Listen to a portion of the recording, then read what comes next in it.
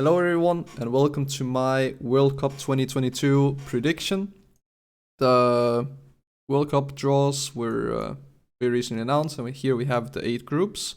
And I'll try and predict, pretty early prediction, predict who is gonna move on and who gets knocked out here. So let's start with Group A. So in Group A we have Qatar, Ecuador, Senegal and Netherlands. And my predictions for Group A is that, my opinion, I believe that Netherlands are gonna top the group. And reason being that even though they don't have Robin anymore, I still believe that the Netherlands have a really good defense. And because of that, they shouldn't really be conceding many goals, especially in this group. And then hopefully with a few chances, then they will get a couple of goals and then win the group. Then second, I would say that all of these teams have a really good chance of getting second and move on to top 16. But in my opinion, I think Senegal is pretty underrated, so I put them to move on with the Netherlands. But as I said, it could be Ecuador, it could also be Qatar, who hosts the World Cup, that they move on. But I believe that Senegal is going to move on. And then I actually believe that Ecuador will finish third and Qatar will finish fourth. But this is a pretty exciting group. I think that Netherlands should move on. And then I believe that the other 3 teams can compete for the second spot and move on together with the Netherlands. Then we have Group B, where we have England, we have Iran, we have USA, and then we have either Ukraine, Scotland, or Wales.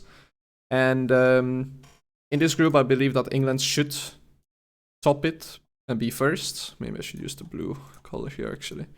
I believe that they will finish first. And then I believe that all 3 teams that I believe that Ukraine and Wales, if it's one of these 2 teams that ends up qualifying, then I believe that they will finish second. And if it's Scotland, then I believe that the US can beat Scotland. So it kind of depends on who qualifies, but I believe that depending on who qualifies, USA will not move on. But if it's Scotland that qualifies, then I believe that USA can finish second. And then Iran and Scotland will only be third and fourth. Then we have Group C, where we have Argentina, Saudi Arabia, Mexico, and Poland. I believe that Argentina should be able to win this fairly easily. And then we have Poland moving on with Argentina, and then I believe Mexico will finish third and Saudi Arabia will finish fourth. And the reason being that I simply believe that Argentina and Poland have way stronger attack than both Mexico and Saudi Arabia, so I believe that they will simply just score more goals than their opponent. And then we have Group D with Denmark represent, and we have France, Tunisia, and then we have either United Emirates, or we have Australia, or we have Peru. I think Peru is probably the strongest one out of these 3 that could qualify.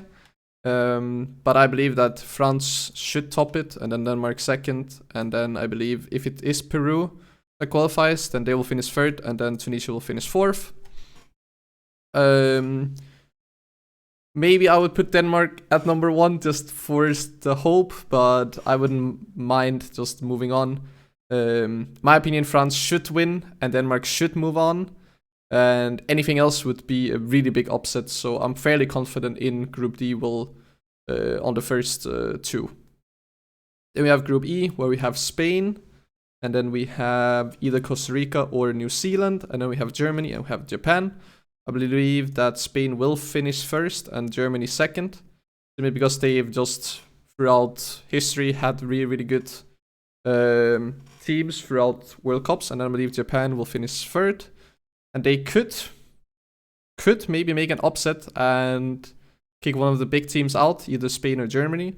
And then I believe either Costa Rica or New Zealand. I believe Costa Rica is the better team, so I think that they will be the one qualifying, but I still believe that they will finish fourth in the group. Then we have Group F, where we have Belgium, Canada, Morocco, and Croatia.